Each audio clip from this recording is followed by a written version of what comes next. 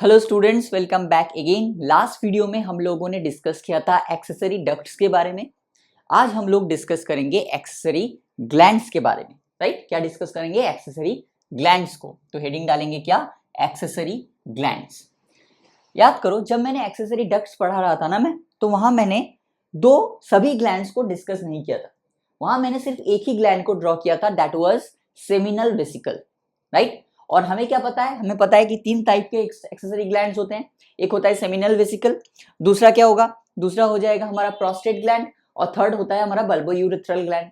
लेकिन वहां मैंने ये सारे दो जो है ग्लैंड्स उसको ड्रॉ नहीं किया था, ताकि आप कंफ्यूज ना हो। तो आज हम लोग क्या करेंगे? आज हम लोग उन दो ग्लैंड्स को भी ड्रॉ करेंगे। राइट, और जो अननेसेसरी स्ट्रक्चर है उनको नहीं ड्रॉ करेंगे, जो समझना है बस उसी को ड्रॉ करेंगे। ठीक है, चलो सबसे पहले क्या करते हैं? सबसे पहले ड्रॉ करते हैं। सबसे पहले क्या करते हैं? सबसे पहले ड्रॉ करते हैं। ये हमारा क्या था? ये हमारा ऐसे हमने बनाया था सेमिनल वेसिकल, और इसके वो डक्ट्स थे, ये डक्ट्स थे सेमिनल वेसिकल के। राइट, और यहाँ ऊपर से क्या आ रहे थे? ऊपर से आ गए थे हमारे वासा इफरेंशिया। क्या आया था? वासा इफरेंशिया या वास इफरेंशिया, जो भी कहें आप। राइट, और इस साइड से कौन आया था? इस साइड से कौन आया था? इस साइड से आ गया था हमारा एक और वासा इफरेंशिया। राइट, ऐसे इसको थोड़ा सा एक्सटेंडेड कर देते हैं, ऐसा वासा इफरेंशिया आया था। और ये डक्ट्स इनके साथ क्या हो गए थे? कनेक्ट हो गए थे। और कनेक्ट होके क्या बना रहे थे? कनेक्ट होके बना रहे थे इजैकुलेटरी डक्ट्स। राइट, जो कितने होते हैं? दो इजैकुलेटरी डक्ट्स होते हैं, एक ये वाला और एक ये वाला। राइट, और ये दो इजैकुलेटरी डक्ट्स ओपन कहाँ हो रहे थे? यूरेथ्रा में, अ सिंगल कॉमन यूरेथ्रा में। कहाँ पे? एक सिंगल कॉमन यूरेथ्रा में ये दोनों ही ओपन हो रहे थे। राइट, याद आया? यूरेथ्रा पे ओपन हो रहे थे, और ये था यूरेथ्रल ओरिफिस। राइट, हमने क्या किया? हमने यूरिनरी ब्लडर को ड्रॉ नहीं किया है। क्या किया है? यूरिनरी ब्लडर को हमने ड्रॉ नहीं किया है। हमने पेनिस जो आउटर कवरिंग है उसको ड्रॉ नहीं किया है। हमने सिर्फ और सिर्फ फोकस किया है जो हमारा टॉपिक है उसके ऊपर। ठीक है, ये है क्या है? Seminal vesicle. इसी के नीचे एक और ग्लैंड रहता है जो दिखता है चेस्टनट, चेस्टनट की तरह दिखता है। कैसा? चेस्टनट की तरह, ऐसा ऐसा ऐसा दिखता है, चेस्टनट की तरह। इसे क्या कहा जाता है? इसे कहा जाता है प्रोस्टेट ग्लैंड। इसको मैं कर देता हूँ कवर, बिकॉज यहाँ तो पता ही है क्या होगा। राइट, तो इसको मैं अगर कवर कर देता हूँ ऐसे, तो ये क्या हो गया? Prostate gland. और इसी के नीचे ऐसे दो छोटे छोटे पी शेप्ड होते हैं बल्बोयूरेथ्रल ग्लैंड्स। क्या होते हैं? Bulbourethral glands. टोटल तीन एक्सेसरी ग्लैंड्स होते हैं। ये क्या हो गया? ये भाई साहब हो गए seminal vesicle, seminal vesicle. Same to same उस साइड पे भी हो जाएगा। प्रोस्टेट ग्लैंड कितने होते हैं? एक ही होता है, तो प्रोस्टेट ये एक ही होता है। और बल्बोयूरेथ्रल ग्लैंड कितने होते हैं? दो होते हैं। कितने होते हैं? दो होते हैं। This is bulbourethral glands, bulbourethral glands. ये हमने क्या किया? ये हमने बेसिकली, अगर पेनिस यहाँ है तो हमने इसका पीछे का साइड को ड्रॉ किया है। ठीक है, पेनिस अगर यहाँ है तो हमने पीछे का साइड को ड्रॉ किया है। ये क्या है? ये है यूरेथ्रा। जैसे कि आपको पता है ये क्या है? This is nothing but the urethra. और ये बेसिकली क्या है? This is the urethral opening, जिसको हम लोग क्या बोलते हैं? एक्सटर्नल, क्या बोलते हैं? External urethral external urethral meatus या ओरिफिस, कुछ भी कह सकते हैं। सो ये होते हैं ग्लैंड्स। ये क्या हो गया? ये this is nothing but the vas deferens या वासा डिफरेंस। वासा डिफरेंस क्या है? डक्ट है, ग्लैंड नहीं है। क्या है? डक्ट है। राइट, अब इसी को हम लोग क्या करेंगे? इसी को हम लोग इसके जो नोट्स है उसको राइट डाउन करेंगे। सबसे पहले क्या डिस्कस करेंगे? देखो, जो स्पर्म होता है ना, जो सीमेन होता है, बेसिकली जो सीमेन होता है वो किससे बनता है? अगर हम बात करते हैं सीमेन की, अगर हम बात करते हैं, यहाँ लिख देते चलो, अगर हम बात करते हैं सीमेन की, सीमेन, तो सीमेन बेसिकली दो चीज से बना हुआ होता है। तो लिखेंगे सीमेन इज इक्वल टू क्या, एक होता है स्पर्म, स्पर्म कहाँ प्रोड्यूस हो रहा था, स्पर्म प्रोड्यूस हो रहा था सेमिनिफेरस ट्यूब्यूल में, राइट, और plus the secretions of within bracket लिखेंगे secretion of seminal vesicle, secretions of seminal vesicles, दो है इसीलिए vesicles, plus prostate gland plus bulbourethral glands, bulbourethral glands.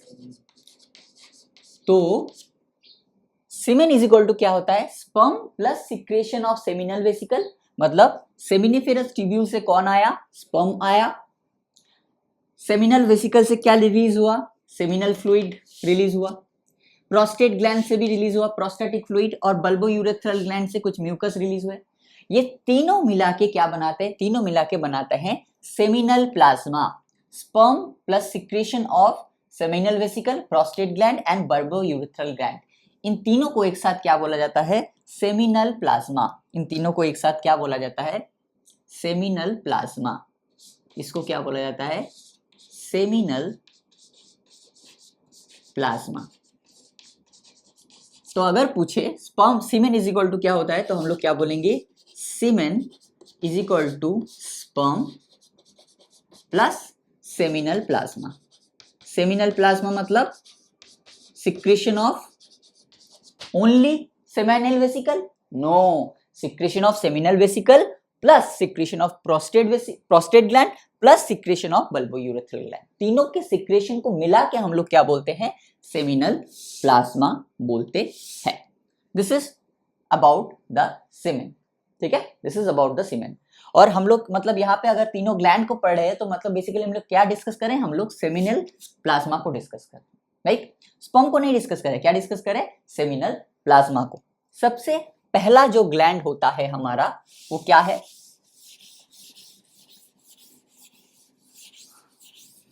सबसे पहला जो ग्लैंड हम डिस्कस करेंगे वो क्या होगा, वो हो गया सेमिनल वेसिकल। तो हेडिंग डालेंगे A seminal vesicle, seminal vesicle. Seminal vesicle से क्या रिलीज होगा, सेमिनल फ्लूइड, क्या रिलीज होगा, seminal fluid, seminal fluid. Seminal fluid क्या करता है, constitute the major part of सीमेन।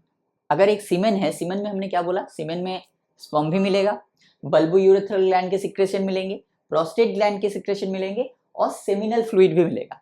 लेकिन सीमेन का जो मेजर पार्ट होता है ना, वो होता है ये सेमिनल फ्लूइड या सेमिनल सिक्रेशन, राइट। तो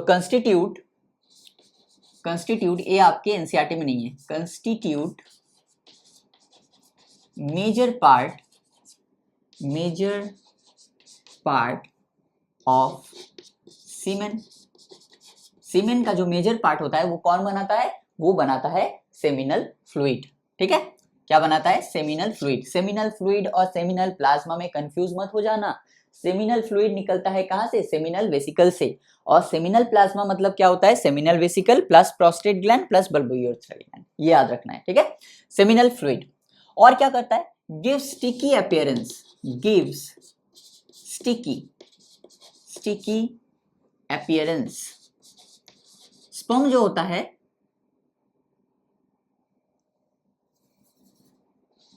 स्पर्म जो होता है बेसिकली वो कैसा होता है, वो थोड़ा सा स्टिकी होता है, चिपचिपा स्टिकी होता है। तो ये कौन देता है, ये बेसिकली सेमिनल वेसिकल देता है और बल्बोयूरेथ्रल ग्लैंड देता है। ये जो स्टिकी अपीयरेंस होता है किसकी वजह से होता है, ये सेमिनल वेसिकल और बल्बोयूरेथ्रल ग्लैंड की वजह से होता है, राइट। तो क्या लिखेंगे, गिव स्टिकी अपीयरेंस, राइट। दूसरा, थर्ड एंड मोस्ट इंपॉर्टेंट, जो सेमिनल वेसिकल होता है या जो सेमिनल फ्लूइड होता है उसमें बहुत सारे न्यूट्रिएंट्स होते हैं, बहुत सारे न्यूट्रिएंट्स होते हैं। उसमें जो सबसे इंपॉर्टेंट न्यूट्रिएंट्स है वो क्या है, वो है फ्रुक्टोज। क्या है, फ्रुक्टोज। फ्रुक्टोज क्या करता है, फ्रुक्टोज बेसिकली स्पर्म को एनर्जी प्रोवाइड करता है, बिकॉज स्पर्म को क्या करना है, तैर के जाना है, स्विम करना है। अब स्विम के लिए बहुत ज्यादा एनर्जी चाहिए, राइट? क्या चाहिए? बहुत ज्यादा एनर्जी चाहिए। वो एनर्जी उसको कहां से मिलेगा? वो एनर्जी उसको मिलेगा यही फ्रुक्टोज से। तो क्या लिखेंगे? फ्रुक्टोज विद इन ब्रैकेट लिखेंगे गिव्स एनर्जी। किसे एनर्जी देगा? स्पर्म को एनर्जी देगा। क्यों स्पर्म को एनर्जी चाहिए? बिकॉज स्पर्म को स्विम करके आगे जाना है। क्लियर है? चलो, फ्रुक्टोज। और एक होता है प्रोस्टाग्लैंडिन। प्रोस्टाग्लैंडिन ये भी बेसिकली स्पर्म के मोटिलिटी में हेल्प करता है। स्पर्म को जो पुश मिलता है या जो धक्का मिलता है वो इसी प्रोस्टाग्लैंडिन की वजह से मिलता है। क्लियर है? चलो, और क्या करता है? Primary alkalisation. Primary alkalisation of sperm. Primary alkalisation of sperm. पहला जो एल्कलाइजेशन होगा स्पर्म का वो कहां होगा? वो होगा सेमिनल फ्लूइड की वजह से। एल्कलाइजेशन का मतलब क्या है? एल्कलाइजेशन का मतलब होता है, देखो हमने क्या पढ़ा था, ये जो यूरेथ्रा होता है ना, ये क्या होता है? इसमें से यूरिन भी पास हो रहा है और इसमें से स्पर्म भी पास हो रहा है। तो मान लो यहाँ पे ये जो वॉल है इसमें थोड़ा थोड़ा यूरिन लगा हुआ है। क्या लगा हुआ है? यूरिन लगा हुआ है, राइट? और ये यूरिन कैसा होता है? यूरिन होता है एसिडिक नेचर का। तो मान लो अगर स्पर्म को हम लोग एल्कलाइजेशन नहीं करेंगे या एक प्रोटेक्शन नहीं देंगे तो क्या होगा? ये एसिड उस स्पर्म को डिस्ट्रॉय कर देगा। ये एसिड, ये जो यूरिन में क्या है, एसिडिक नेचर का होता है। ये एसिड क्या करेगा? उस स्पर्म को डिस्ट्रॉय कर देगा। तो इसी डिस्ट्रक्शन से बचाने के लिए स्पर्म को क्या किया जाता है? एल्कलाइजेशन किया जाता है, राइट? ताकि वो इस एनवायरनमेंट को सरवाइव कर जाए। नंबर 1। नंबर 2, अगर हम लोग जब फीमेल रिप्रोडक्टिव सिस्टम पढ़ेंगे तो वहां हम लोग देखेंगे जो वजाइना होता है ना, जो वजाइना होता है उसका भी कंडीशन होता है एसिडिक नेचर का। अब जो इंसेमिनेशन होगा वो कहाँ होगा? वो वजाइना में ही होगा। तो अगर वजाइना का कंडीशन एसिडिक नेचर का है और इंसेमिनेशन वहां हो रहा है तो स्पर्म को एसिडिक कंडीशन में जाना पड़ेगा। तो वहां क्या हो सकता है? स्पर्म जो है डिस्ट्रॉय हो सकते हैं। तो उसी डिस्ट्रक्शन से बचाने के लिए क्या किया जाता है? एल्कलाइजेशन किया जाता है। जो पहला एल्कलाइजेशन होता है वो कहाँ होता है? वह यही सेमाइनल वेसिकल में होता है। और दूसरा एल्कलाइजेशन कहाँ होता है? ये प्रोस्टेट में होता है, दूसरा एल्कलाइजेशन। ठीक है? क्लियर है? चलो, सो this is all about seminal vesicle. और कुछ नहीं है सेमिनल वेसिकल में। कुछ चीजें बहुत याद रखनी है कि ये मेजर पार्ट को कंस्टिट्यूट करता है, स्टिकी अपीयरेंस देता है। ये बहुत इंपॉर्टेंट चीज है बिकॉज ये आपके एनसीईआरटी का है। स्टिकी अपीयरेंस देता है। और क्या होता है? ये फ्रुक्टोज बहुत इंपॉर्टेंट है बिकॉज ये फ्रुक्टोज से उसे क्या मिलेगा? एनर्जी। एंड प्राइमरी एल्कलाइजेशन करेगा। प्राइमरी एल्कलाइजेशन की वजह से क्या होगा? उसे एक प्रॉपर मीडियम मिलेगा। क्लियर है? चलो, this is all about seminal vesicle. अब बचा कौन? Prostate gland. तो दूसरा हेडिंग डालेंगे B, prostate gland. Prostate gland कितने होते हैं? एक ही होते हैं, prostate gland. Prostate gland, prostate gland से क्या निकलता है? Prostatic fluid. क्या निकलता है? Prostatic fluid. प्रोस्टेटिक फ्लूइड क्या करता है? क्या निकलता है? Prostatic fluid. Prostatic fluid. Prostatic fluid क्या करता है? प्रोस्टेटिक फ्लूइड बेसिकली जो मिल्की अपीयरेंस है, अगर जो सीमेन होता है ना, वो सीमेन कैसा होता है? थोड़ा सा व्हाइटिश कलर का होता है या मिल्किश कलर का होता है। तो वो जो मिल्की अपीयरेंस है वो किसकी वजह से है? वो due to this prostatic fluid. वो कौन देता है? यही प्रोस्टेटिक फ्लूइड उसे देता है। और जो सीमेन होता है ना उसका एक पर्टिकुलर ओडर होता है, एक स्मेल होता है, एक कैरेक्टरिस्टिक स्मेल होता है। मतलब जैसे कि अंडे का एक कैरेक्टरिस्टिक स्मेल है, नींबू का एक कैरेक्टरिस्टिक स्मेल है, वैसे ही जो हमारा सीमेन है ना, उस सीमेन का भी एक कैरेक्टरिस्टिक स्मेल होता है, एक पर्टिकुलर। वो स्मेल कौन देता है? वो स्मेल देता है यही प्रोस्टेटिक फ्लूइड, राइट? तो क्या लिखेंगे? सबसे पहला लिखेंगे gives milky appearance. Gives milky appearance, ये आपके एनसीईआरटी का लाइन है, मिल्की अपीयरेंस वाला। Gives milky appearance and characteristic order and characteristic odor यानी स्मेल, एक कैरेक्टरिस्टिक स्मेल देता है। दूसरा क्या होगा, जैसे कि हमने ऑलरेडी डिस्कस किया था कि प्राइमरी एल्कलाइजेशन कहाँ होगा, सेमिनल फ्लूइड की वजह से।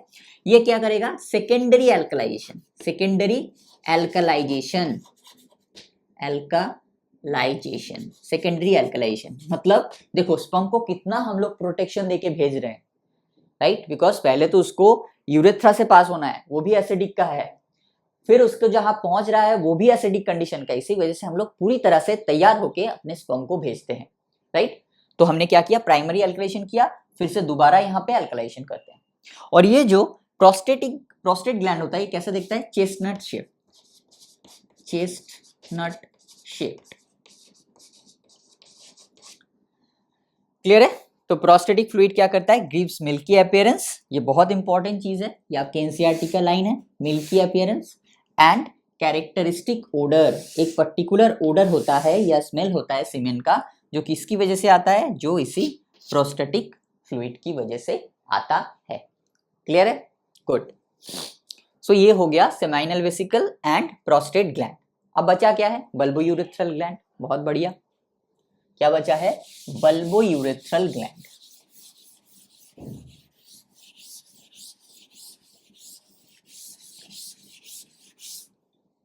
तो थर्ड देंगे, सी लिखेंगे क्या, बल्बोयूरेथ्रल ग्लैंड, बल्बोयूरेथ्रल ग्लैंड। इसे और क्या कहा जाता है, इसे काउपर्स ग्लैंड भी कहा जाता है, COWPER', काउपर्स ग्लैंड भी कहा जाता है। ये कैसा दिखता है, ये पी शेप्ड दिखता है, कैसा दिखता है, पी शेप्ड, पी शेप, मटर के दाने जैसा पी शेप्ड दिख रहा है, ये देखो पी शेप्ड होते हैं।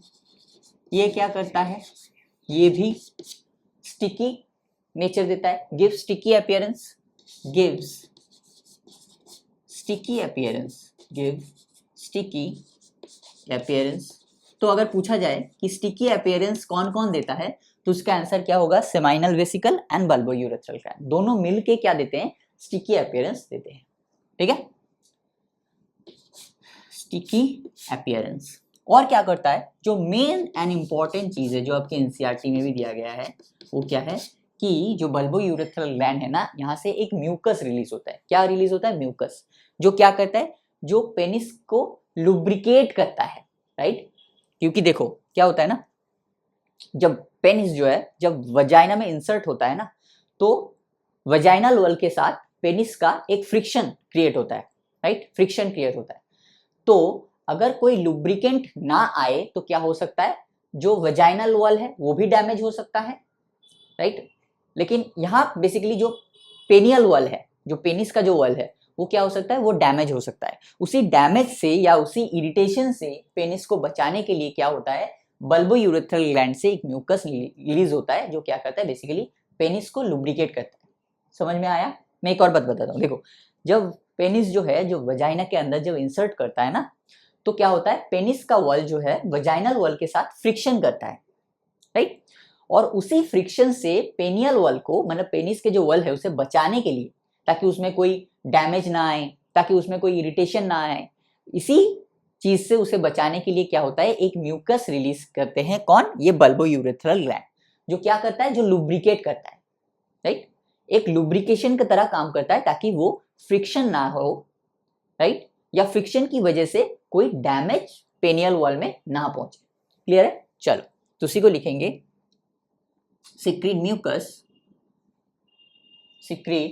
mucus which helps in the lubrication of penis। secrete mucus क्या करता है, secrete mucus एक mucus रिलीज करता है, secrete mucus helps in, ये mucus क्या करता है, helps in the lubrication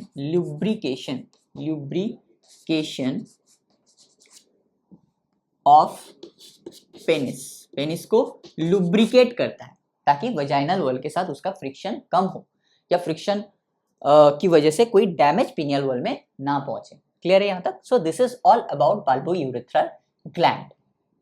तो सेमिनल वेसिकल के बारे में हम लोगों ने देख लिया, हमने प्रोस्टेट के बारे में देख लिया, हम लोग बल्बोयूरेथ्रल ग्लैंड के। सेमिनल वेसिकल क्या कर रहा था, सेमिनल वेसिकल बेसिकली प्राइमरी अल्कलाइजेशन कर रहा था, राइट। एक चीज मैं लिखाना भूल गया, ये जो प्रोस्टेट ग्लैंड होता है ना, इसमें क्या होता है, इसमें भी न्यूट्रिशन होता है। क्या न्यूट्रिशन होता है? इसमें होता है कैल्शियम। क्या होता है? कैल्शियम होता है। प्रोस्टेटिक फ्लूइड में होता है कैल्शियम, जो क्या करता है, जो स्ट्रेंथ प्रोवाइड करता है, स्ट्रेंथ। ठीक है। प्रोस्टेट में क्या होता है, सेमिनल वेसिकल में क्या था, फ्रुक्टोज था, प्रोस्टाग्लैंडिन था, और भी बहुत सारे होते हैं, लेकिन हम लोगों ने मतलब फ्रुक्टोज एंड प्रोस्टाग्लैंडिन के बारे में डिस्कस किया। और प्रोस्टेट में क्या होता है, कैल्शियम प्रेजेंट होता है। ये कैल्शियम क्या करता है, स्ट्रेंथ प्रोवाइड करता है। लेकिन क्योंकि स्पर्म को देखो, स्पर्म को बहुत दूर जाना है, तो उसे एनर्जी भी चाहिए जो उसे तैर के ले जाएगा, और उसे स्ट्रेंथ भी चाहिए। वो स्ट्रेंथ कौन देगा, ये कैल्शियम देगा। और एनर्जी कौन देगा, सेमिनल वेसिकल का फ्रुक्टोज देगा। और बल्बोयूरेथ्रल ग्लैंड क्या करेगा, बल्बोयूरेथ्रल ग्लैंड आपका एक स्टिकी अपीयरेंस देगा एंड म्यूकस सिक्रीट करेगा, जो क्या करेगा, लुब्रिकेशन में हेल्प करता है, लुब्रिकेशन में हेल्प करता है। ठीक है। So this is all about accessory glands. This is all about accessory glands. यहाँ पे हमारा accessory glands जो है वो खत्म होता है। हम लोग यहाँ पे ही थोड़ा सा डिस्कस कर लेंगे सीमेन के बारे में। यहाँ पे ही हम लोग क्या करेंगे, सीमेन का डिस्कशन चल ही रहा है, तो हम लोग थोड़ा सा उसी को कंटिन्यू करके थोड़ा सा यहाँ पे ही डिस्कस कर लेंगे। ठीक है। क्या डालेंगे, हेडिंग डालेंगे सीमेन। ऑलरेडी हम लोगों ने डिस्कस किया है कि सीमेन क्या है, sperm plus seminal plasma is equal to semen. Clear है।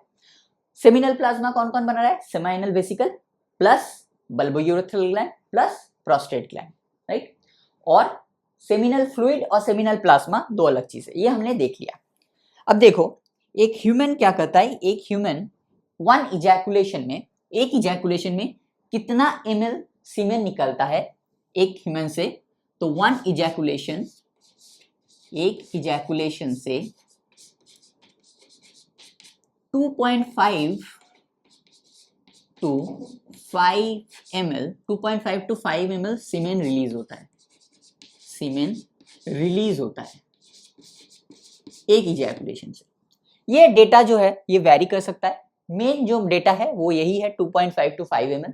कभी कभी इसे 2 to 3 ml भी लिखा जाता है, 2 to 4 ml भी लिखा जाता है, लेकिन मोटा मोटी यही है 2.5 to 5 ml सीमेन जो है वो एक इजैकुलेशन से रिलीज होता है, राइट।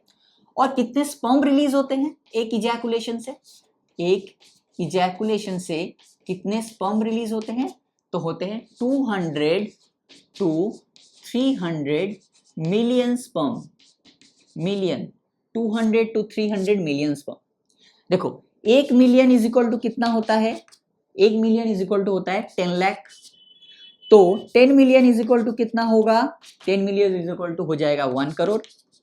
तो मतलब 100 मिलियन इज इक्वल टू कितना हो जाएगा, इंटू 10 कर देंगे, इंटू 10 तो हो जाएगा 10 करोड़। तो 200 to 300 मतलब अगर 100 अगर 10 है तो 200 इज इक्वल टू 20 करोड़। तो मतलब 20 to 30 करोड़ स्पर्म। मैंने पहले ही कहा था यहाँ से डेटाबेस क्वेश्चंस बहुत सारे पूछे जा सकते हैं, तो डेटा को हर एक चीज में आप तोड़ने की कोशिश कीजिएगा। 20 crore to 30 crore sperm, 20 to 30 crore sperm एक इजैकुलेशन से निकलता है। वन इजैकुलेशन में कितना होता है, 2.5 to 5 ml of semen. And कितने स्पर्म्स होते हैं, 200 to 300 मिलियन, यानी 20 to 30 करोड़। ठीक है, this is the point number 1। Point number 2 क्या होगा, ये जो सीमेन होता है हमने क्या पढ़ा, ये एल्कली नेचर का होता है। कैसा होता है, एल्कली नेचर, एल्कली नेचर का, नेचर का होता है। मतलब इसका जो पीएच होता है वो 7.2 से लेके 7.7 तक हो सकता है, राइट। इसका जो पीएच है वो कैसा हो सकता है, 7.2 से 7.7, ये एल्कली नेचर का होता है। क्लियर है यहां तक। देखो बेसिकली ये सीमेन का रोल क्या है, राइट। या अगर मैं कहूं ये मतलब फर्टिलाइजेशन कौन करेगा, फर्टिलाइजेशन करेगा स्पर्म, राइट। नेक्स्ट जनरेशन कौन बनाएगा, स्पर्म। ओवम को जाके, ओवम के जो गैमेट्स है उसके मतलब एग है, एग के साथ फ्यूज कौन करेगा, स्पर्म। तो सिर्फ स्पर्म को ही हम भेज सकते हैं, हम लोग उसके साथ सीमेन के क्यों भेज रहे हैं, मतलब सेमिनल प्लाज्मा को हम लोग क्यों भेज रहे हैं, इसलिए भेज रहे हैं। इसका रोल क्या है सीमेन का या सेमिनल प्लाज्मा का? सेमिनल प्लाज्मा क्या करता है, एक मीडियम देता है और न्यूट्रिशन प्रोवाइड करता है। मीडियम देता है यानी जैसे कि हमने कहा कि प्राइमरी अल्कलाइजेशन, सेकेंडरी अल्कलाइजेशन, वो जो सारे प्रोटेक्शन है, राइट, उस प्रोटेक्शन की वजह से क्या कर रहा है, जो यूरेथ्रा में उसका एसिडिक नेचर है उससे सर्वाइव कर पा रहा है, जो वजाइना में एसिडिक नेचर है उससे सर्वाइव कर पा रहा है। तो अगर हम लोग उस मीडियम को नहीं देंगे तो क्या स्पर्म सर्वाइव कर पाएगा? The answer is no, sperm जो है वो सर्वाइव नहीं कर पाएगा। और दूसरा क्या है, न्यूट्रिशन प्रोवाइड करता है। जैसे कि हमने देखा कि सेमिनल वेसिकल क्या कर रहा है, सेमिनल वेसिकल दे रहा है फ्रुक्टोज, जिससे क्या हो रहा है, जिससे मिलता है उसको एनर्जी। बल्बोयूरेथ्रल या प्रोस्टेट ग्लैंड उसको क्या कर रहा है, प्रोस्टेट ग्लैंड उसको दे रहा है बेसिकली कैल्शियम, जिससे उसको मिल रहा है स्ट्रेंथ, और भी बहुत सारे न्यूट्रिएंट्स हैं। तो ये सारे कहाँ से मिल रहे हैं? ये सारे इसे सेमिनल प्लाज्मा से ही तो मिल रहे हैं। तो लिखेंगे role of semen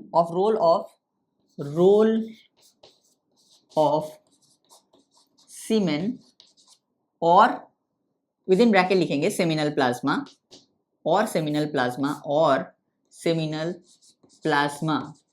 role of सीमेन और सेमिनल प्लाज्मा की अगर बात करें हम लोग तो ये क्या करता है, तो ये बेसिकली क्या करता है, ये basically gives medium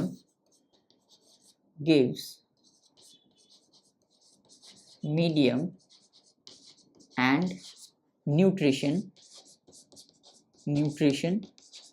to sperms को क्या करता है, स्पर्म्स को एक मीडियम देता है ताकि स्पर्म बिना डिस्ट्रैक्ट हुए, मतलब बिना डैमेज हुए आगे बढ़ सके, एंड एक न्यूट्रिशन देता है जिससे उसको एनर्जी या स्ट्रेंथ मिले आगे बढ़ने की। लेकिन क्या इससे भी हमारा स्पर्म जो है बच जाता है? The answer is no. इससे इतना कुछ करने के बाद भी बहुत सारे ऐसे स्पर्म हैं जो क्या होता है, जो वेजाइना में जाते ही एसिडिक नेचर की वजह से बहुत सारे स्पर्म जो है वो डिस्ट्रॉय हो जाते हैं, इतना कुछ करने के बाद भी। तो सोचो अगर इतना कुछ हम लोग नहीं करते तो क्या होता, तो कभी फर्टिलाइजेशन होता ही नहीं, स्पर्म कभी ओवम तक पहुंचता ही नहीं। ठीक है, इसी वजह से इतना हम लोग मेहनत करते हैं। क्लियर है? चलो, तो रोल ऑफ स्पर्म। अब देखो, एक अगर नॉर्मल फर्टाइल की बात करें, नॉर्मल अगर फर्टाइल मेल की बात करें, फर्टाइल मेल की हम बात करें तो उसमें कितने स्पर्म्स होने चाहिए? जैसे कि हमने देखा एक इजैकुलेशन में 200 to 300 मिलियन स्पर्म होता है।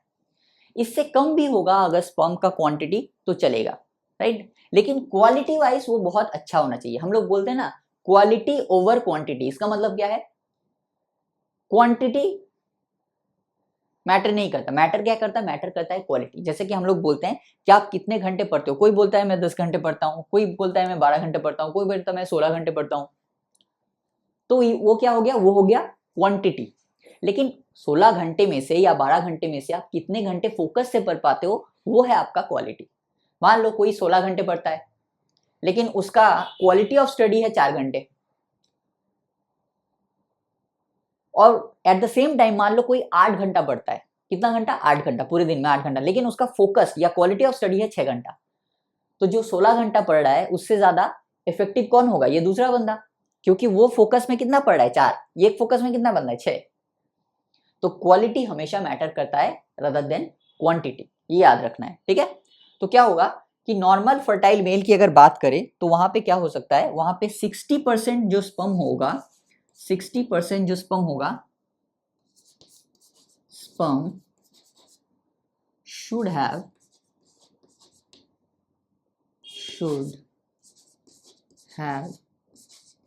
proper shape and size। मतलब जो 60% स्पर्म होंगे उनका जो शेप एंड साइज है वो सही होने चाहिए। मतलब मान लो कोई एक बंदा है जो 200 मिलियन स्पर्म प्रोड्यूस कर रहा है और एक बंदा है जो मान लो 100 मिलियन स्पर्म प्रोड्यूस कर रहा है, लेकिन इसका 200 में से 40 मतलब 200 में से 40 मिलियन ही, मतलब 200 में से 40 मिलियन ही इसका स्पर्म जो है वो सही सलामत है, और इसका जो है, इसका 60 मिलियन स्पर्म जो है वो प्रॉपर शेप एंड साइज का है। तो जो फर्टिलाइजेशन होने की प्रोबेबिलिटी है वो इसमें ज्यादा होगी एज कंपेयर टू दिस। ये कितना बना है स्पर्म, 200 मिलियन, लेकिन प्रॉपर शेप एंड साइज का कितना है, मतलब प्रॉपर शेप मतलब हेड भी होगा, नेक भी होगा, मिडिल पीस भी होगा, टेल भी होगा, पूरा स्ट्रक्चर एकदम सही सलामत होगा एवं प्रॉपर साइज का होगा, राइट। वो कितना है, वो 40 मिलियन। इसके पास कितना है, 60 मिलियन। तो इसका क्वालिटी बहुत अच्छा है, तो इसकी प्रोबेबिलिटी ज्यादा होगी एज कंपेयर टू दिस। तो आपको एक ही चीज याद रखना है, क्वालिटी ओवर क्वांटिटी। क्वालिटी सबसे ऊपर है क्वांटिटी से, राइट। दूसरा क्या क्राइटेरिया है, दूसरा क्राइटेरिया जो 40% should have, 40% should have vigorous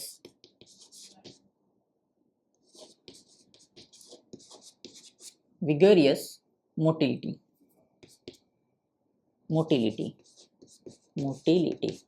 vigorous motility 40% should have vigorous motility, मतलब 40% के पास vigorous मतलब बहुत ज्यादा मोटिलिटी होनी चाहिए, बिकॉज उसे क्या करना है, स्पर्म तैर के जाना है। तो मान लो कि 100 मिलियन स्पर्म है, मान लो, फिर से मान लो कि एक बंदे के पास 200 मिलियन स्पर्म है और एक बंदे के पास मान लो 100 मिलियन स्पर्म है। तो 200 में से मान लो इसका 20 मिलियन स्पर्म ही क्या कर पा रहा है, सिर्फ अच्छे से तैर पा रहा है, और इसका 40 मिलियन स्पर्म जो है बहुत अच्छे से तैर पा रहा है। तो किसकी प्रोबेबिलिटी ज्यादा होगी, इसकी प्रोबेबिलिटी ज्यादा होगी फर्टिलाइज करने की एज कंपेयर टू दिस।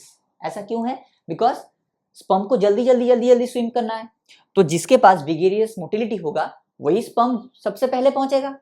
तो इसके पास कितना है, 20 ml, इसके पास 40 मिलियन का, इसके पास 20 मिलियन का, इसके पास 40 मिलियन का, 40 मिलियन स्पर्म जो है तेज भाग रहे हैं, तो जीतने की प्रोबेबिलिटी ज्यादा किसकी होगी, इसकी ज्यादा होने वाली है, ये याद रखना है, ठीक है। तो क्या लिखा हमने, 60% of sperm should have proper shape and size and 40% should have vigorous motility, उनके पास एक अच्छा खासा मोटिलिटी होना चाहिए, राइट। और क्या होता है, और आपके एनसीईआरटी में एक लाइन दिया गया है जो बहुत ही इंपॉर्टेंट लाइन है, बहुत ही इंपॉर्टेंट, स्टार दे दीजिए यहाँ पे। क्या लिखेंगे, secretions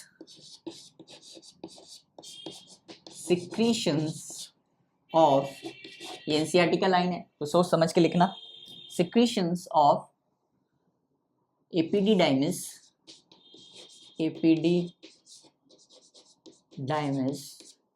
Vasa differentia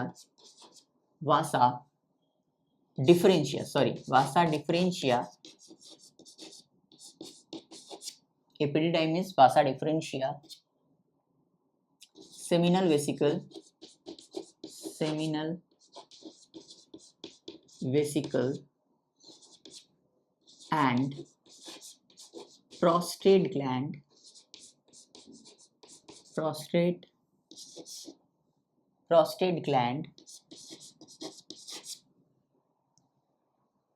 play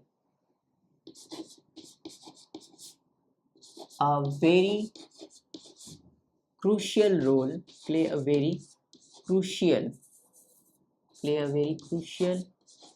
role in maintenance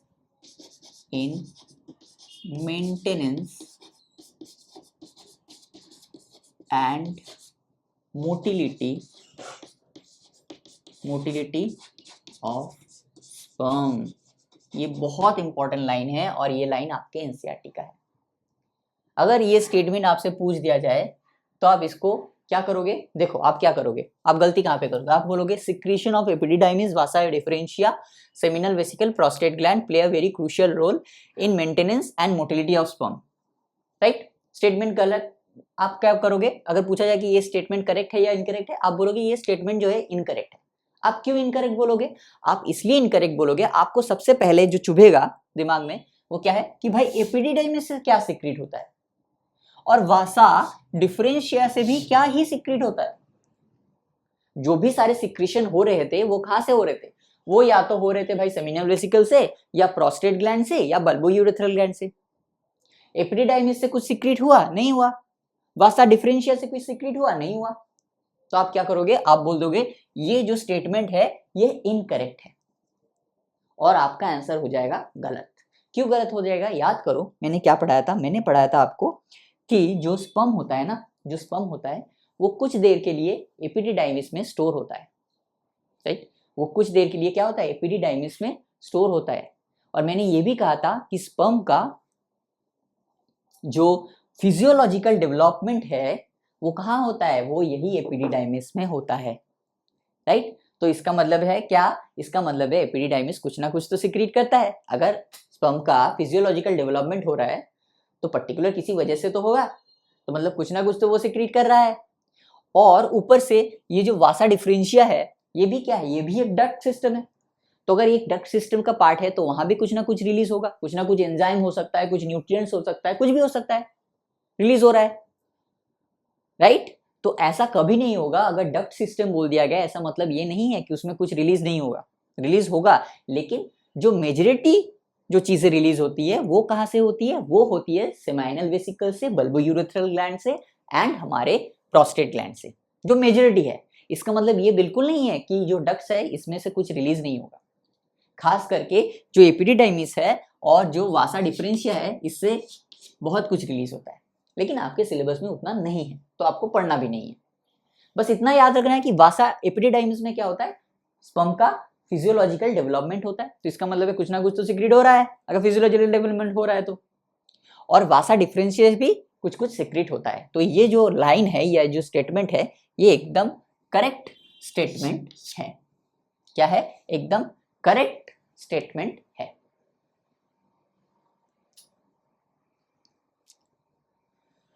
ठीक है, तो क्या है statement? The secretion of epididymis, vasa differentia, seminal vesicle, prostate gland play a very crucial role in maintenance and motility of sperm.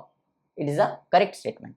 और मैं एक चीज लिखाना भूल गया कि नॉर्मल फर्टाइल मेल में तो हमने देख लिया कि 60% male should have the proper shape and size and 40% sperm should have vigorous motility. लेकिन अगर कोई मेल है जिसमें मान लो, अगर कोई मेल है जिसमें मान लो 20 मिलियन पर ml कितना हो चाहिए? 200 to 300 मिलियन, यानी पर ml में ऑलमोस्ट होने चाहिए आपके लगभग 150-180 मिलियन के आसपास। लेकिन अगर 20 मिलियन पर ml अगर सीमेन इजैकुलेट हो रहा है, सीमेन है मतलब 20 मिलियन पर ml, अगर स्पर्म 20 मिलियन पर ml स्पर्म है, सीमेन, अगर मान लो स्पर्म किसी मेल में अगर स्पर्म काउंट 20 मिलियन पर ml है एक इजैकुलेशन में, तो उसको हम लोग बोलेंगे इनफर्टाइल मेल। क्या बोलेंगे? इनफर्टाइल, इनफर्टाइल, इनफर्टाइल मेल बोलेंगे, क्योंकि उसमें स्पर्म काउंट कितना है? 20 मिलियन पर ml। जो स्पर्म काउंट है वो कितना है? 20 मिलियन पर ml। तो हम लोग क्या बोलेंगे? Infertile male. ठीक है, ये एक पॉइंट था, ये आपके एनसीईआरटी में नहीं है लेकिन इसको लिख लीजिए, राइट? और एक चीज है, हालांकि ये यहाँ का चीज नहीं है लेकिन यहाँ पे ही हम लोग लिखा देते हैं कि देखो हमने क्या पढ़ा था, जो लेडिक सेल्स है उससे क्या निकल रहे थे? उससे निकल रहे थे एंड्रोजन, राइट? जिससे क्या निकल रहे हैं? एंड्रोजन। वही एंड्रोजन क्या आता है? जितना भी हमने एक्सेसरी डक्ट्स पढ़े, जितना भी हमने एक्सेसरी ग्लैंड्स पढ़ा, उनका जो फंक्शंस है उसको मेंटेन कौन करता है? उसको प्रॉपर्ली मेंटेन कौन करता है? उसको प्रॉपर्ली मेंटेन करते हैं एंड्रोजन्स, राइट? उसी को हम लोग लिखेंगे द फंक्शंस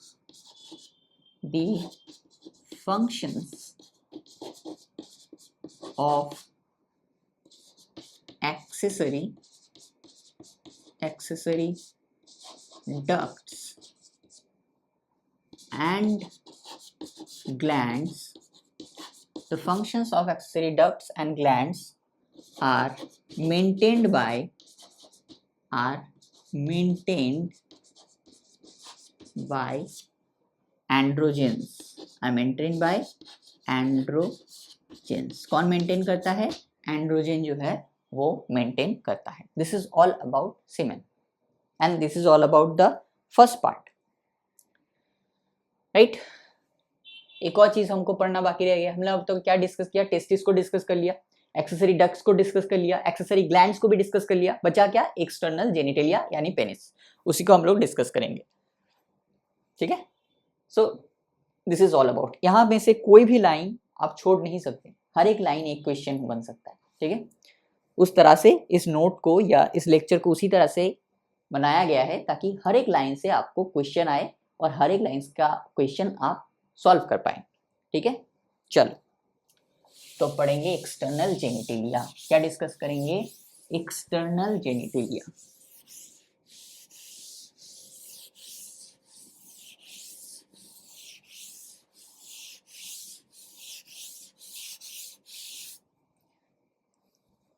हेडिंग डालेंगे external genitalia.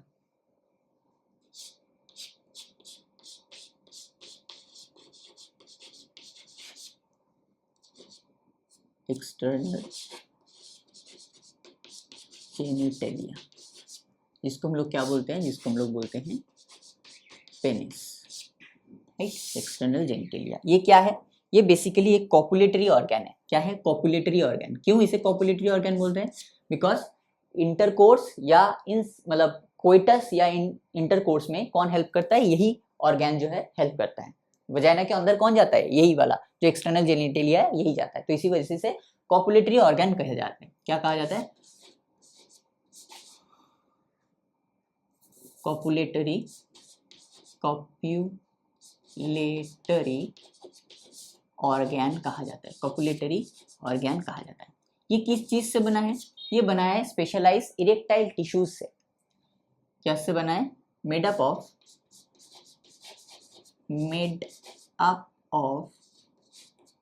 Specialised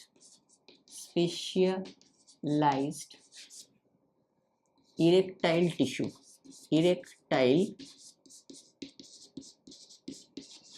tissue helps in the erection of sperm, erection of penis, helps in the erection of penis। तो क्या हो गया, ये एक कॉपुलेटरी ऑर्गन है, बिकॉज कोइटस या इंटरकोर्स में कौन हेल्प करता है, यही हेल्प करता है। दूसरा क्या है, ये एक स्पेशलाइज्ड इरेक्टाइल टिश्यू से बना है, जो क्या करता है, पेनिस को जो है इरेक्शन में, पेनिस के इरेक्शन में हेल्प करता है, राइट। पेनिस जो इरेक्ट होता है किसकी वजह से, इसी स्पेशलाइज इरेक्टाइल टिश्यू की वजह से, राइट। पेनिस को इरेक्ट क्यों होना है, पेनिस को इरेक्ट इसलिए होना है कि जो बेसिकली देखो, जो वजाइना का लेंथ होता है ना, राइट, वो जो वजाइना का लेंथ होता है, वजाइना, जब हम लोग फीमेल रिप्रोडक्टिव स्ट्रक्चर पढ़ेंगे वहां देखेंगे कि पहले वजाइना आता है, उसके बाद आता है सर्विक्स, उसके बाद आता है यूटेरस। तो स्पर्म जितना यूटेरस के करीब इंसेमिनेट होगा ना, उतना ही उसका प्रोबेबिलिटी बढ़ जाएगा यूटेरस तक पहुंचने की, राइट। तो इसी वजह से पेनिस का जो है वो इरेक्शन होना बहुत ज़रूरी है, ताकि वो वजाइना के अंदर पूरी तरह से इंसर्ट हो जाए, ताकि उसका इंसेमिनेशन जो है वो ऑलमोस्ट सर्विक्स के आसपास हो, उसका जो इंसेमिनेशन है वो ऑलमोस्ट सर्विक्स के आसपास हो, राइट। तो इसी वजह से जो पेनिस है उसका इरेक्ट होना बहुत ज़रूरी है, नंबर 1। नंबर 2 क्या है, कि अगर पेनिस ठीक से इरेक्ट नहीं होगा तो इजैकुलेशन ठीक से नहीं होगा, राइट। एक टर्म आता है प्री मैच्योर इजैकुलेशन, वो भी हम लोग पढ़ेंगे, लेकिन जो फोर्सफुल इजैकुलेशन है, प्रॉपर इजैकुलेशन है, वो कब हो पाएगा, वो तभी हो पाएगा जब पेनिस जो है वो पूरी तरह से इरेक्ट हो। तो इसी वजह से पेनिस का इरेक्ट होना बहुत ज़रूरी है, और इसी वजह से जो पेनिस होता है ये स्पेशलाइज इरेक्टाइल टिश्यू से बनता है। अब एक चीज आपके एनसीईआरटी में नहीं दिया गया है, लेकिन हम लोग उसे लिखेंगे, क्या लिखेंगे, विद इन ब्रैकेट लिखिए चीज को, the signal of erection is coming from the signal of erection. ये इरेक्शन का सिग्नल कहां से आएगा, the signal of erection is coming from कहां से आएगा, बताओ, कोई बता सकता है, पैरासिम्पैथेटिक नर्वस सिस्टम से। कहां से आएगा, कमिंग फ्रॉम पैरासिम्पैथेटिक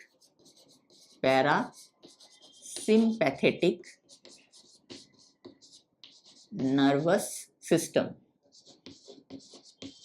कहां से आएगा, पैरासिम्पैथेटिक नर्वस सिस्टम से आएगा। क्या आएगा? ये जो सिग्नल आएगा, राइट, पैरासिम्पैथेटिक नर्वस सिस्टम से सिग्नल आएगा इरेक्शन का, तभी ये इरेक्टाइल टिश्यू क्या करेगा?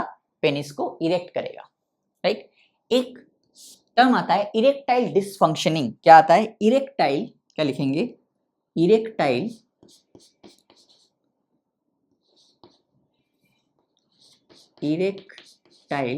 डिसफंक्शनिंग।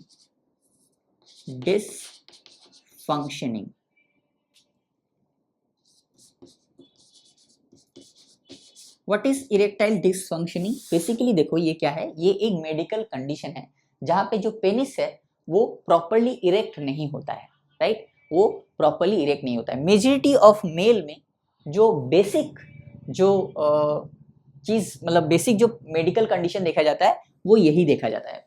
बेसिकली दो देखा जाता है, एक होता है इरेक्टाइल डिसफंक्शनिंग और दूसरा होता है प्रीमैच्योर इजैकुलेशन। ये दो चीज बहुत कॉमन है मेल में, राइट। तो क्या है इरेक्टाइल डिसफंक्शनिंग? क्या लिखेंगे? It is a medical condition, it is a medical condition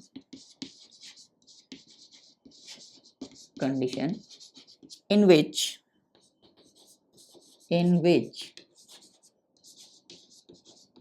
penis is not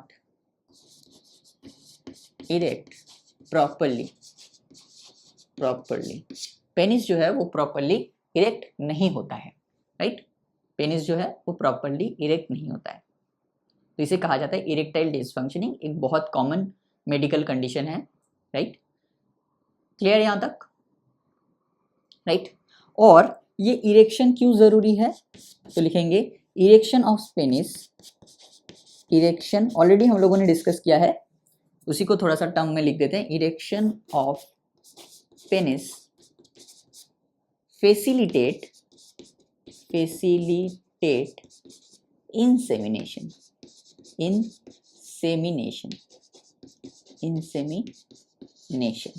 right. Erection of penis facilitate insemination, जो हमने बेसिकली कहा कि पहले वजाइना आएगा, उसके बाद सर्विक्स, सर्वाइकल कनाल, उसके बाद यूटेरस, और यूटेरस से भी थोड़ा आगे जाना पड़ेगा स्पर्म को अगर फर्टिलाइज करना है तो, राइट। तो स्पर्म क्या चाहता है? स्पर्म चाहता है जितना करीब मैं इंसेमिनेट कर पाऊं। तो अगर पेनिस अच्छे से इरेक्ट होगा तो इंसेमिनेशन जो है ऑलमोस्ट सर्वाइकल कनाल के आसपास होगा, तो इससे स्पर्म की जो प्रोबेबिलिटी है पहुंचने की वो कहीं ना कहीं पे बहुत ज्यादा बढ़ जाती है। क्लियर है?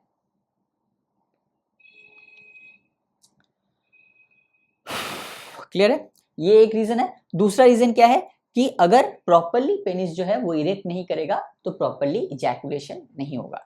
इंसेमिनेशन और इजैकुलेशन दो अलग अलग चीज है, ठीक है। इंसेमिनेशन क्या है? इंसेमिनेशन मतलब होता है the release of sperm inside the female genital tract, इसका मतलब है इंसेमिनेशन। इजैकुलेशन का मतलब क्या है? इजैकुलेशन का मतलब क्या है? तो लिखेंगे इजैकुलेशन का मतलब क्या है? इजैकुलेशन का मतलब होता है forceful release of sperm. Forceful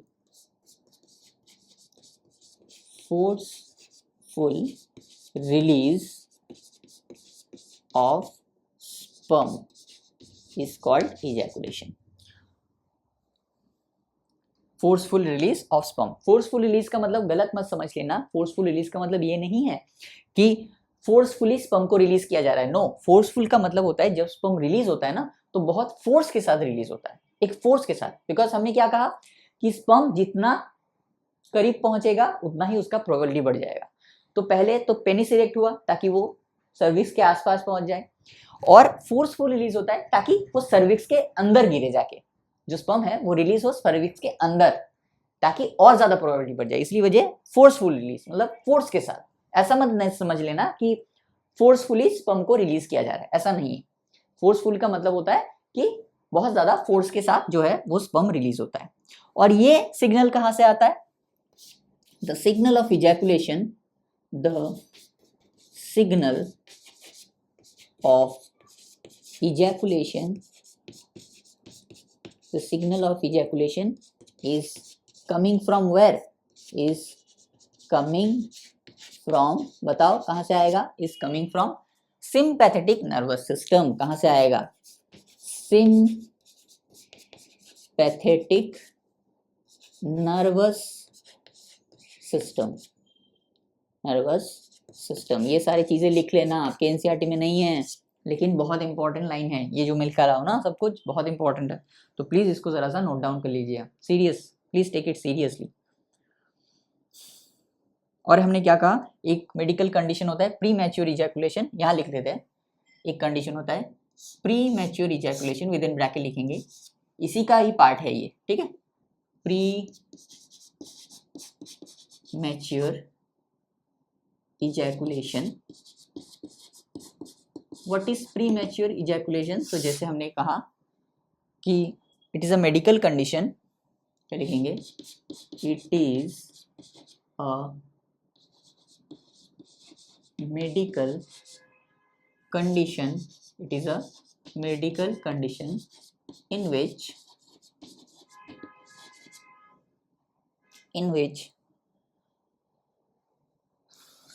semen is ejaculating, semen ejaculates before erection of penis, before erection of penis, before erection of penis. It is a medical condition in which semen ejaculates before erection of penis. Ejaculates भी नहीं कह सकते, semen released, semen released, released, क्योंकि यहाँ पे forceful release नहीं होता है, राइट। हमने क्या पढ़ा, इजैकुलेशन का मतलब क्या है, forceful release of sperm, right. लेकिन यहाँ पे जो स्पर्म है या सीमेन है, ये फोर्सफुली, मतलब उतना फोर्स के साथ ये इजैकुलेट नहीं होता, बस इजैकुलेट हो जाता है, बस रिलीज हो जाता है, राइट। तो बहुत सारी चीज़ें हैं, बहुत सारी चीज़ों के बेसिस के ऊपर ये सारी चीज़ें डिस्टिंग्विश की जाती है, right.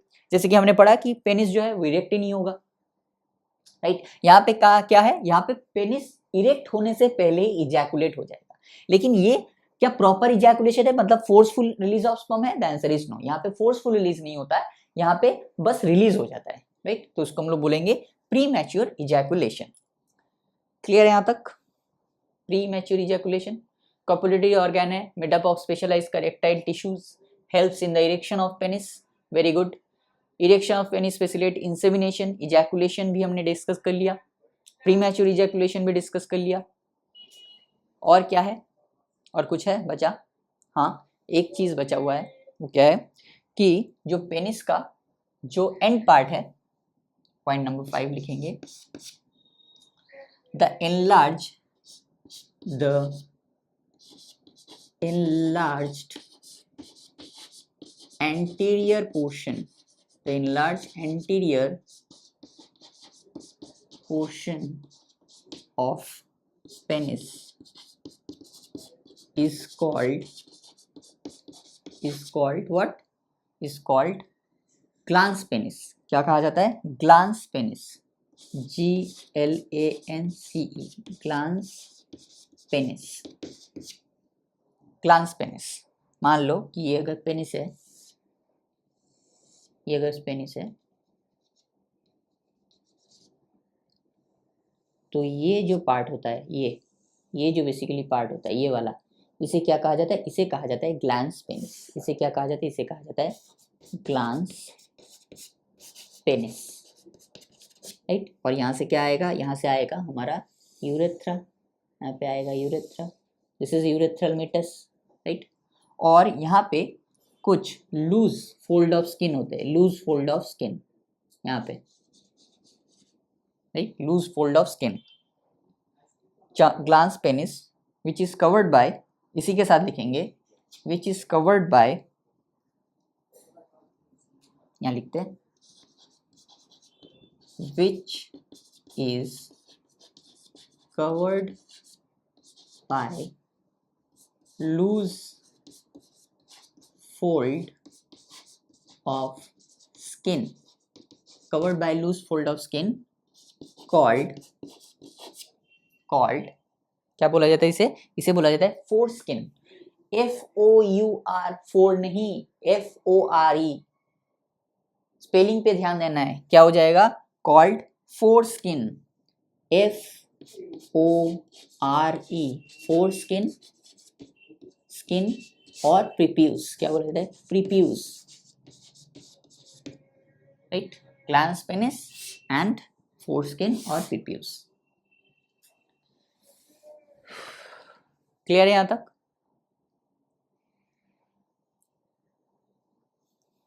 So this is all about external genitalia और पेनिस। यहाँ पे सारे के सारे पॉइंट बहुत इंपॉर्टेंट है, तो प्लीज इसको बहुत ध्यान से, सलीके से, तरीके से आप नोट डाउन कीजिएगा। एक और चीज है जो मैं यहाँ पे कर देता हूँ, जो आपके एनसीईआरटी में नहीं है और बहुत ज्यादा एग्जाम पॉइंट ऑफ व्यू से इंपॉर्टेंट नहीं है, लेकिन फिर भी ये जानना जरूरी है। मान लो कि ये मान लो पेनिस है, ये मान लो पेनिस है, ये इसका हेड है, राइट, ग्लैंस पेनिस। इसको अगर हम क्रॉस सेक्शन करेंगे तो क्या देखने को मिलेगा? अगर हम इसे क्रॉस सेक्शन करते हैं तो कुछ ऐसा स्ट्रक्चर हमें देखने को मिलेगा। देखो, अगर इसको क्रॉस सेक्शन करते हैं तो हमें क्या मिलेगा? कुछ ऐसा स्ट्रक्चर हमें देखने को मिलेगा, जिसके अंदर हम क्या देखेंगे? ऐसे बहुत बड़े बड़े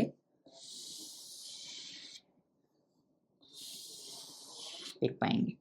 यहाँ पे क्या होगा? यहाँ पे होगा यूरेथ्रल ओपनिंग, जिसको हम लोग बोल लेते हैं यूरेथ्रल मेटस, राइट। और यहाँ पे क्या होता है? यहाँ पे होता है blood sinuses, blood vessels, nerve vessels, वो सारे के सारे यहाँ होते हैं। क्या होते हैं? यहाँ होते हैं। तो जब भी पैरासिम्पैथेटिक नर्वस सिस्टम से, कहाँ से, जो इरेक्शन का सिग्नल आता है वो कहाँ से आता है? हमने क्या पढ़ा? इरेक्शन का सिग्नल कहाँ से आएगा भाई? इरेक्शन का सिग्नल आएगा, देखो यहाँ पे दिया हुआ है, पैरासिम्पैथेटिक नर्वस सिस्टम से आएगा इरेक्शन का सिग्नल। तो जब भी पैरासिम्पैथेटिक नर्वस सिस्टम से इरेक्शन का सिग्नल आएगा, यहाँ पे क्या होगा? यहाँ पे ब्लड सप्लाई बहुत तेज हो जाएगा।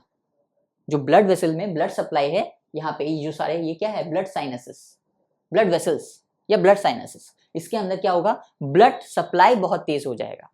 और इसी ब्लड सप्लाई तेज होने की वजह से क्या होगा? ये जो आसपास में टिश्यू है, ये क्या है? Erectile tissue. ये इरेक्टाइल टिश्यू क्या करेगा? धीरे धीरे धीरे धीरे पेनिस को इरेक्ट करेगा। ठीक है, समझ में आया? मैंने इस डायग्राम को क्यों ड्रॉ किया? इसी को मुझे समझाना था। देखो, पैरासिम्पैथिक नर्वस सिस्टम से क्या आया? सिग्नल आया। सिग्नल की वजह से क्या हुआ? ये जो ब्लड वेसल्स है, इसको ब्लड वेसल्स ही मान लेते हैं, ब्लड वेसल्स है, वो ब्लड वेसल्स के अंदर क्या होगा? ब्लड का सप्लाई बहुत तेज हो जाएगा।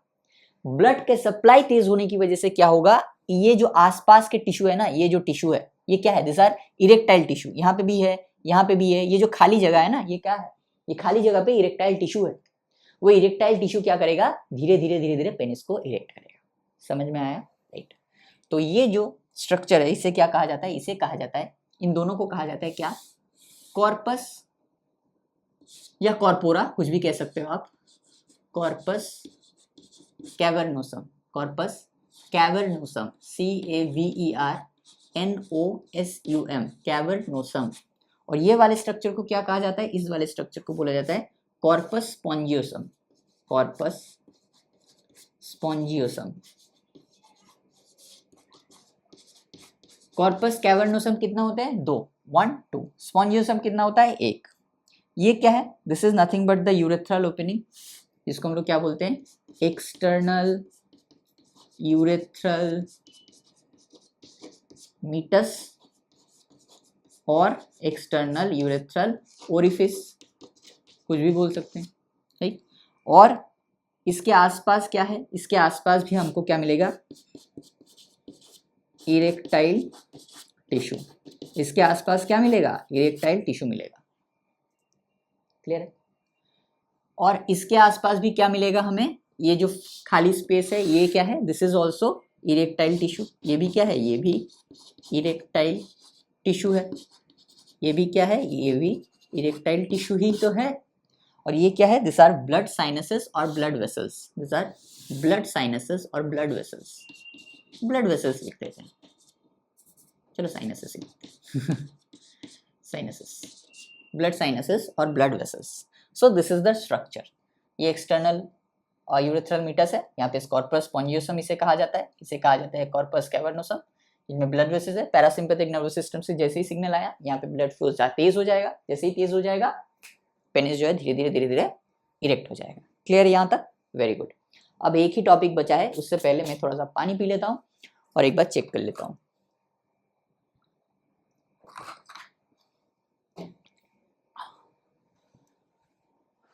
ओ 1 घंटा हो चुका है, ठीक है कोई बात नहीं, 1 घंटा हो चुका है, 20 मिनट का ही लेक्चर बाकी है। स्ट्रक्चर ऑफ स्पर्म बहुत जल्दी हो जाएगा। स्ट्रक्चर ऑफ स्पर्म में बहुत कुछ खास नहीं है, हम लोग एक डायग्राम ड्रॉ करेंगे, उसी के आसपास सारी चीज़ों को लिखेंगे तो बहुत जल्दी खत्म हो जाएगा।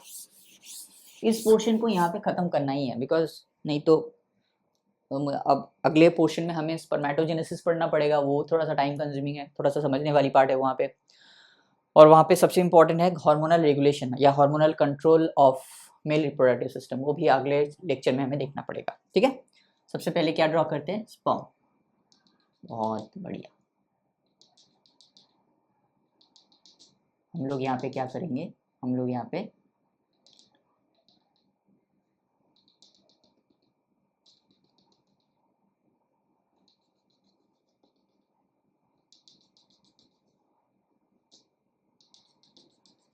आप भी इसे मेरे साथ ड्रॉ कीजिए।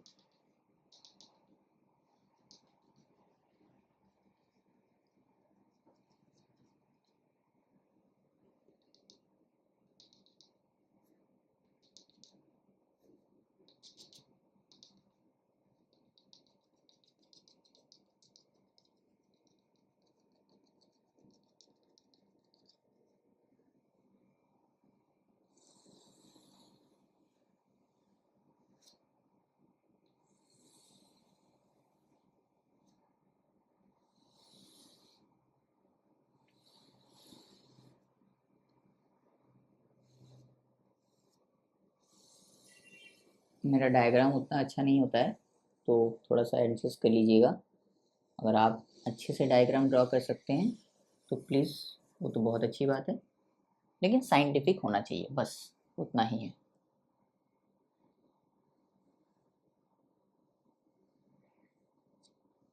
क्लियर है? Very good. अब पेनिस पूरा स्पर्म जो है ये एक मेम्ब्रेन से कवर्ड होता है, पूरा का पूरा स्पर्म जो है एक मेम्ब्रेन से कवर्ड होता है, जिसको हम लोग बोलते हैं प्लाज्मा मेम्ब्रेन। क्या बोलते हैं? हम लोग बोलते हैं प्लाज्मा मेम्ब्रेन। पूरा का पूरा स्पर्म जो है एक प्लाज्मा मेम्ब्रेन से कवर्ड होता है।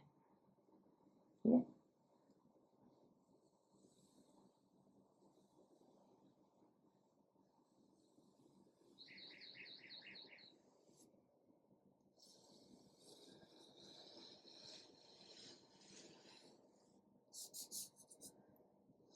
पूरा का पूरा जो स्पर्म है वो एक प्लाज्मा मेम्ब्रेन से कवर्ड होता है। अगर पूरे स्पर्म को हम लोग डिवाइड करेंगे तो टोटल 4 पार्ट में डिवाइड कर सकते हैं।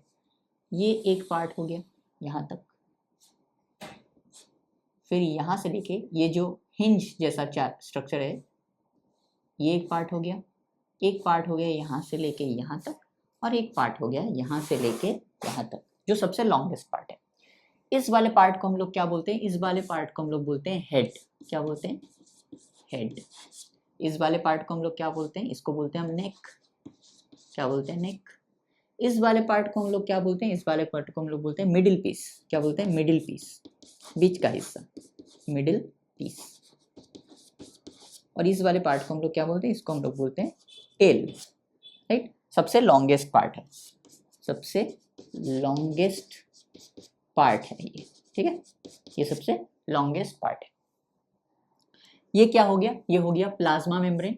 क्या हो गया? ये वाला, ये हो गया प्लाज्मा मेम्ब्रेन, जो पूरे के पूरे स्पर्म में हम देख सकते हैं। अब हेड में ये एंटीरियर जो पार्ट है, इसमें एक कैप लाइक स्ट्रक्चर दिख रहा है। ये हेड का एंटीरियर पार्ट है, यहाँ पे कैप लाइक स्ट्रक्चर दिख रहा है। यहाँ पे बहुत सारे एंजाइम्स होते हैं, इसको बोला जाता है एक्रोसोम्स। क्या बोला जाता है? एक्रोसोम्स। यहाँ पे ये क्या है? ये भाई साहब, ये भाई साहब कुछ नहीं है, ये भाई साहब बस एक्रोसोम है। क्या है? एक्रोसोम। एक्रोसोम। इसी के अंडर कुछ पॉइंट्स लिखेंगे एक्रोसोम के रिलेटेड।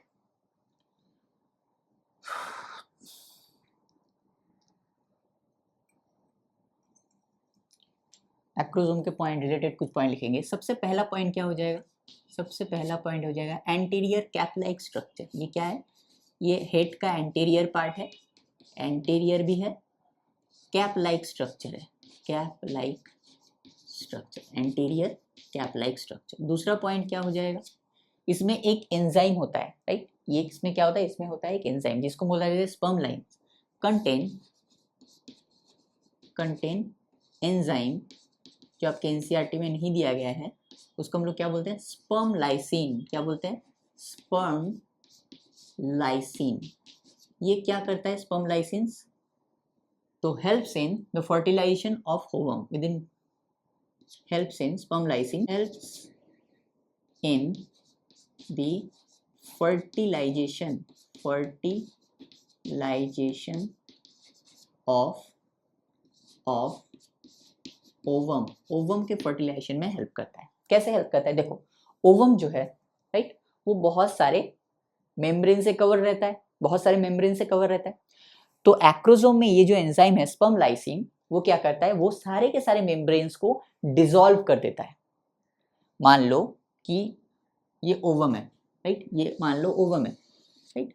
ओवम में बहुत सारे कवर्ड होंगे, कवरिंग्स होंगे। ये एक कवरिंग हो गया, अंदर की तरफ कवरिंग तो दिख ही रहा है, ये भी एक कवरिंग हो गया। ये सारे क्या है? ये सारे कवरिंग है ओवम के। तो ये स्पर्म लाइसिन क्या करता है? ये स्पर्म के हेड में प्रेजेंट होता है। मान लो ये स्पर्म है, तो ये स्पर्म के हेड में प्रेजेंट होता है।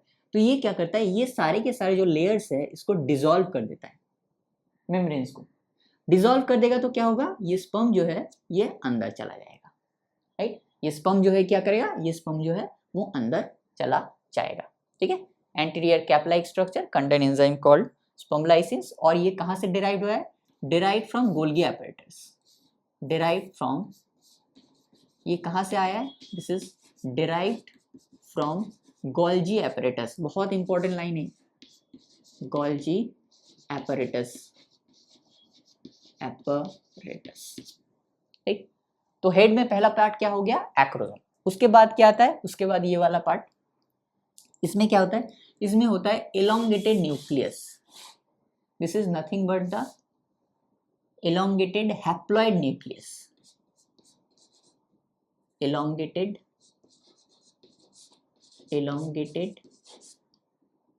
haploid nucleus. इसी के अंदर हमको क्या देखने को मिलेगा? elongated haploid न्यूक्लियस के अंदर, इसी के अंदर हमको देखने को मिलेगा, इसी के अंदर हमको देखने को मिलेगा क्रोमोसोम या जेनेटिक मटेरियल। क्या मिलेगा इसके अंदर? क्रोमोसोम्स और जेनेटिक मटेरियल। इसी के अंदर मिलेगा क्रोमोसोम्स और जेनेटिक मटेरियल,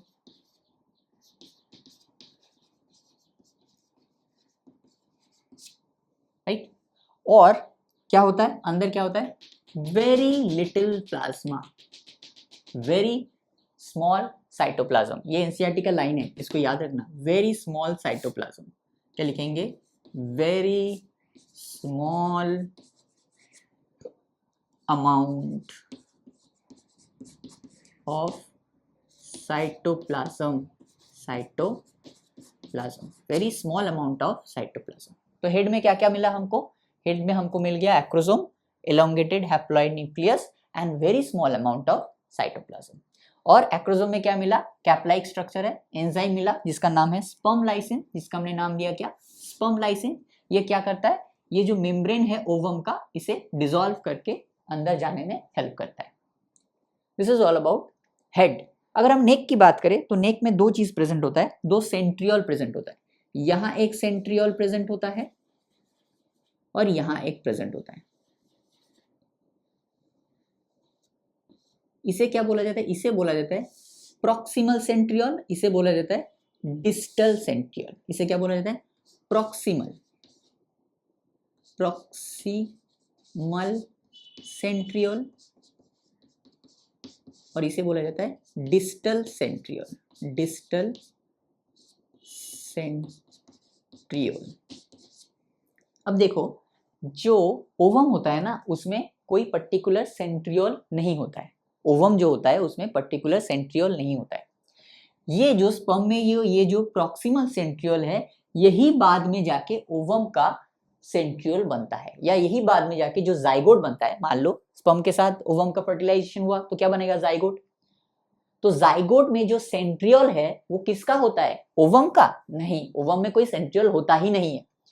तो जाइगोट में सेंट्रियोल किसका होगा? यही प्रॉक्सिमल सेंट्रियोल जो है यही आगे जाके जाइगोट का सेंट्रियोल बनता है। तो क्या प्ले करता है? Play important role in first cleavage. First cleavage play an important role in first cleavage of ovum. First cleavage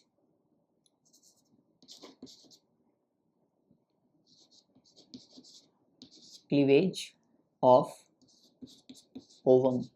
ovum के फर्स्ट क्लीवेज में हेल्प करता है।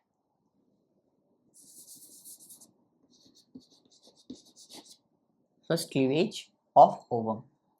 और ये डिस्टल सेंट्रियोल क्या करता है? ये एक्सियल फिलामेंट बनाता है। क्या बनता है? Axial filament. क्या बनाता है? Axial filament. यहां से लेके यहां तक,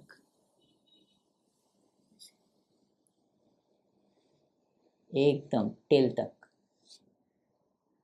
ये क्या बनाता है? Formation of axial filament.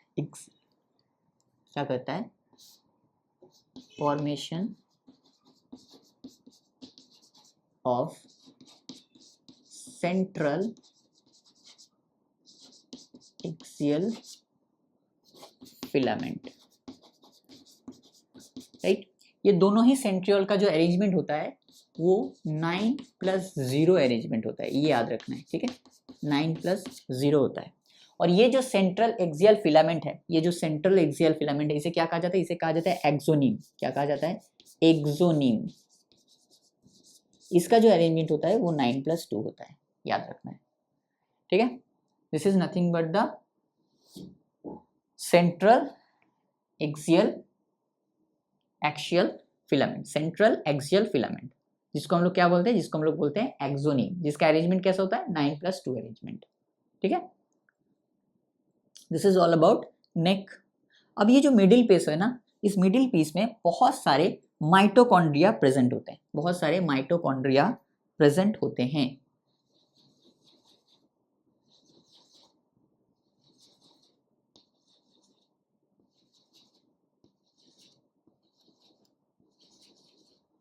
बहुत सारे क्या प्रेजेंट होते हैं? बहुत सारे माइटोकॉन्ड्रिया प्रेजेंट होते हैं।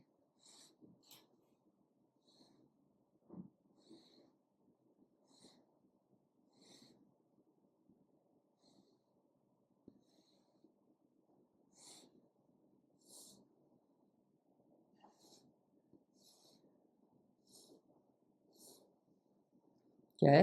This are nothing but the mitochondria. बहुत सारे माइटोकॉन्ड्रिया प्रेजेंट होते हैं, 20 to 30 स्पाइरली अरेंज्ड। और यही माइटोकॉन्ड्रिया क्या करता है? यही माइटोकॉन्ड्रिया जो है वो एनर्जी प्रोड्यूस करता है। क्या करता है? एनर्जी प्रोड्यूस करता है। ये क्या है? This is nothing but the mitochondria. ये क्या करता है? एनर्जी प्रोड्यूस करता है, और इसी एनर्जी से क्या होता है? स्पर्म जो है उसको मोटिलिटी मिलता है। तो इसी वजह से जो मिडिल पीस है इसे क्या क्या कहा जाता है? मिडिल पीस को क्या कहा जाता है? Power house. Power house. Power house of sperm बोला जाता है इसे, मिडिल पीस को। और क्या बोला जाता है? Power house of sperm. और क्या होता है इसमें? 20 have numerous mitochondria, have numerous mitochondria, within bracket लिखेंगे 20 to 30 spirally arranged,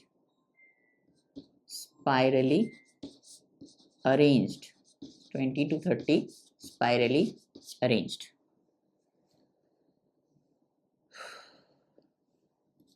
और ये क्या करता है? Providing energy, providing energy for motility,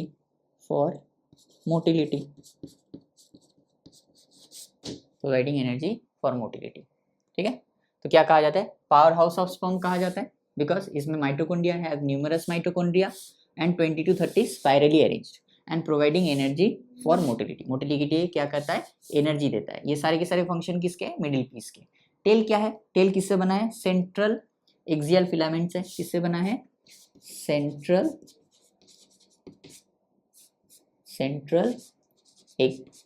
axial filament से बना है, एक्सियल फिलामेंट से बना है।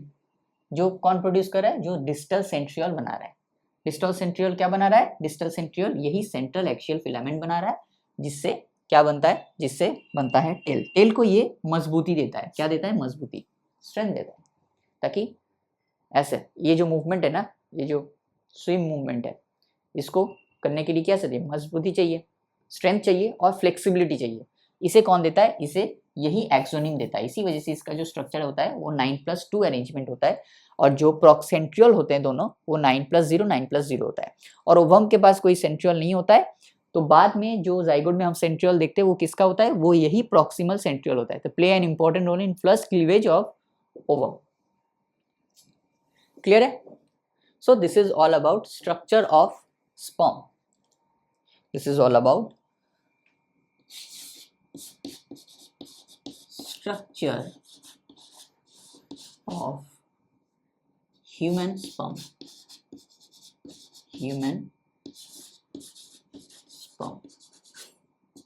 structure of human sperm, head, neck, middle piece and tail। Sperm का स्पीड क्या होता है, अगर हम बात करें स्पर्म की स्पीड की, स्पीड क्या होता है, स्पीड 1.5 to 3 मिलीमीटर पर मिनट। 1.5 to 3 मिलीमीटर, 1.5 है, 1.5 to 3 मिलीमीटर पर मिनट। तो मतलब फर्टिलाइजेशन साइट तक पहुंचने में स्पर्म को कितना टाइम लगता है, 30 minutes to reach fertilisation site,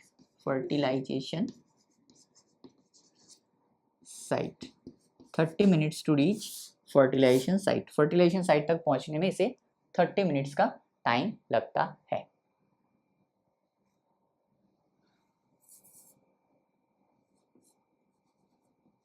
plasma membrane, ठीक है, प्लाज्मा मेम्ब्रेन।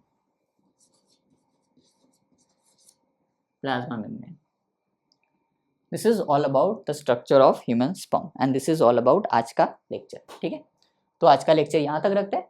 बहुत बड़ा लेक्चर हो गया, बहुत लंबा हो गया, लेकिन क्या कर सकते हैं, करना ही था, इसको यहीं पे कंप्लीट करना था, नहीं तो स्पर्मेटोजेनेसिस हम लोग नहीं कर पाएंगे।